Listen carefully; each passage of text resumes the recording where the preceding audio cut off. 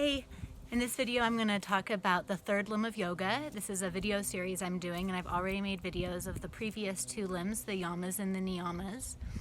The 8 limbs of yoga is a system. It's kind of like a ladder that help you get to samadhi, which is like enlightenment, seeing everything equally and being able to be in a state of bliss among the pulsations and uncertainty of life because of that clear vision.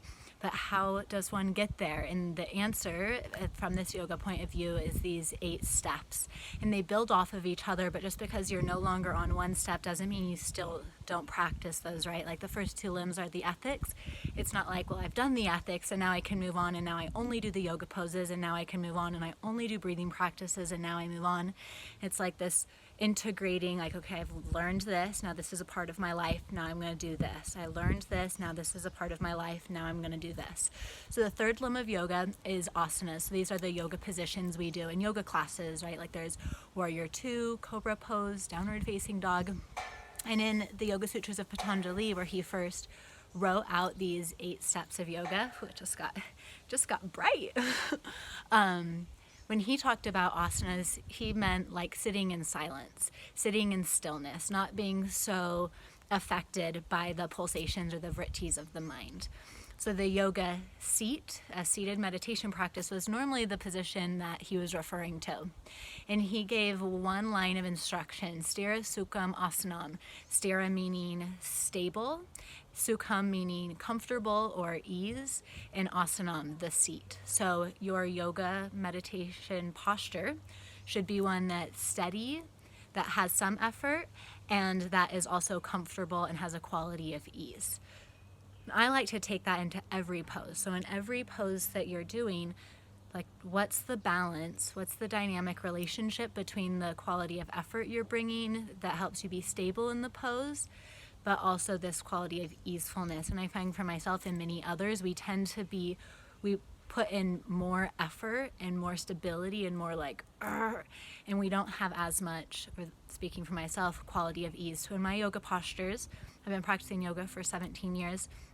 I do the posture, I use effort to get into the posture to find my alignment, but then I mainly try to work on cultivating this attitude of chillness and ease, right? So every posture, how can we find this balance between effort and ease? And I also like to take this one step further of not just the positions we take with our body on the mat, but in every position we are in with life, right? So another way we could think of position is a relationship.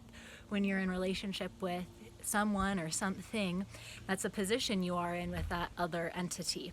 So whether this position is with your partner or your family or your work, or even with like the environment, with the coronavirus, with the habits in your life, you could really look at any of these positions that you're in and notice, what's my quality of steadiness and what's my quality of ease? And is that creating a good balance that supports this position?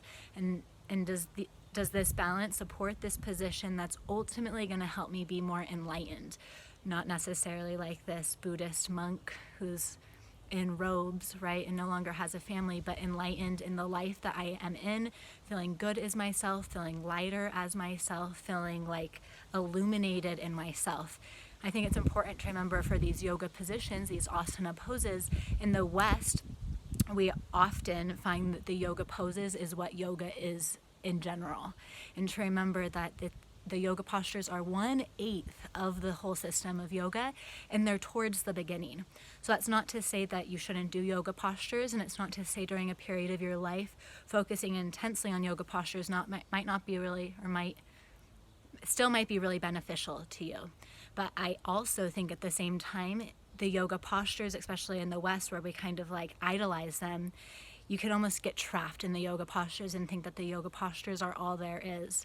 So I encourage you, if you're watching this video, to consider, if you're new to yoga, starting yoga, practice the yamas and the niyamas, practice the things you should do and the things you shouldn't do. Practice moving your body as a way to connect to yourself, find some inner stability, inner ease, so you can start playing around with meditation, because meditation, baby, that's super important. And if you've been practicing yoga for a while, start to contemplate how much yoga postures is the predominant part of your practice, and how can you maybe invite in other aspects of yoga, maybe even dial back some of your yoga asana aspects of your practice so you can invite in some of these other aspects of the yoga practice. This has been super transformable, can't say that word, but I'm sure you know what I mean, for my own life. So thank you for watching, and stay tuned for the fourth limb of yoga.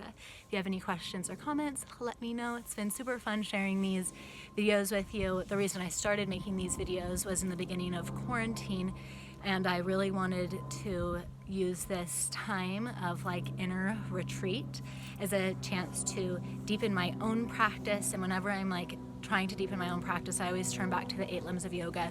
Whenever I feel like there's some conflict in my life, either outside of me, coronavirus, all of the hate and stuff happening, or inside of me, I try to turn back to these 8 limbs of yoga to help me stay centered in my yoga practice and have that yoga practice be embodied in my way of life. So thanks for watching, and I hope you guys are having a great day wherever you are, and you are able to find the sweetness, the ease within the situation. Satnam.